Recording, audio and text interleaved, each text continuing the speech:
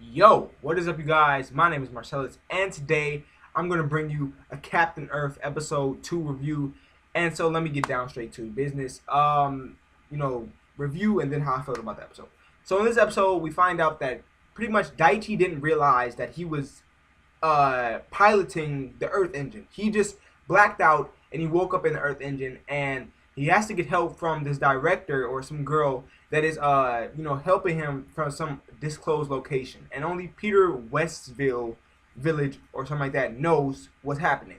So or who she is. So she helps him maneuver kind of out of the way of some attacks because he's getting hit as soon as he gets out there. And she helps him maneuver.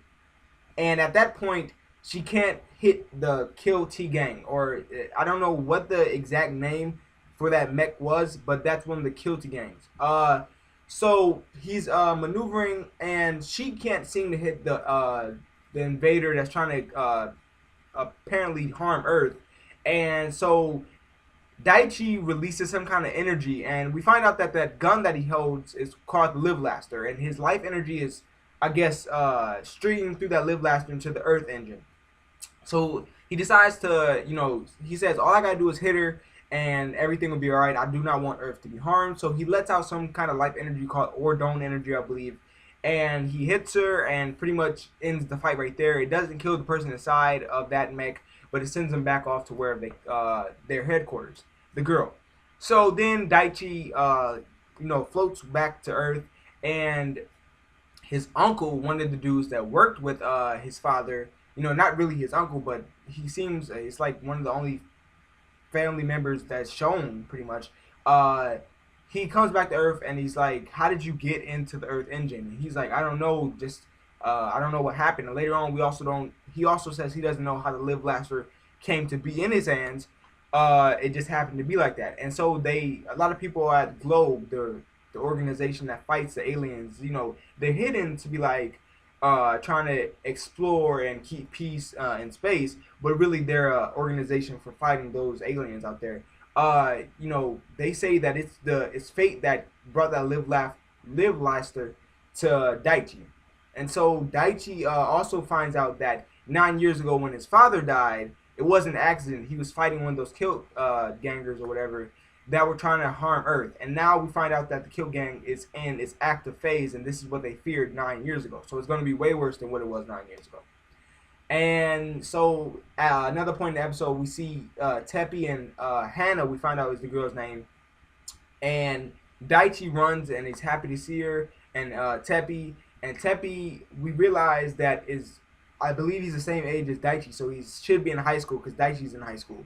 But you see him just locked down, and they haven't done anything wrong, and Daichi can't stand. Pretty much, you see he keeps a smile on his face, but what he does, his actions speak louder than his words and his emotions.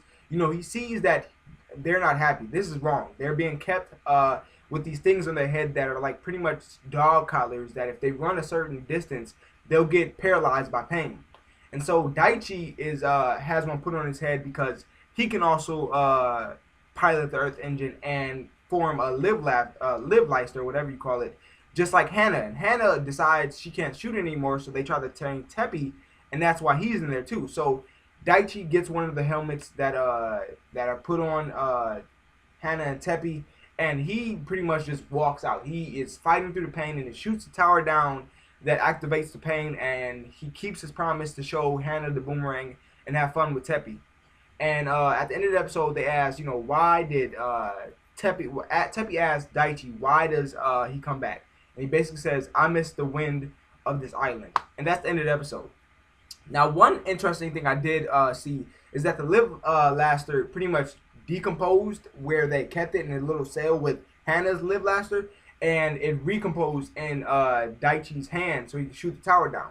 So I thought that was pretty cool. And then another thing I thought was cool is, interesting, is that some dude, I believe he's from Earth, he was sitting in a tower that looked like the rainbow ring appeared on, but he was talking about choosing who survives, and he wants to rebuild humanity and, pick who survives the something. It seems like a genocide is coming.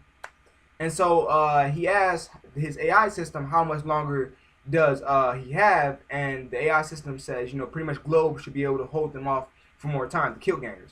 So it seems like that dude is going to use the kill gangers to pretty much become a god in a sense where he chooses who survives, and it seems like the kill gangers are from a different planet, and I don't know, it got weird because that dude kissed that girl, and I don't know if they're siblings or not, but they're obviously from a different planet because they traveled at hyperspeed away from Earth. So yeah, that was Captain Earth episode 2. Tell me what you guys thought. Like the video if you enjoyed it, and subscribe for more Captain Earth content. And I will see you guys later. I'm not really into mech series, but I do like this so far. So keep that in mind. I suggest you check it out if you haven't, and I will see you guys later.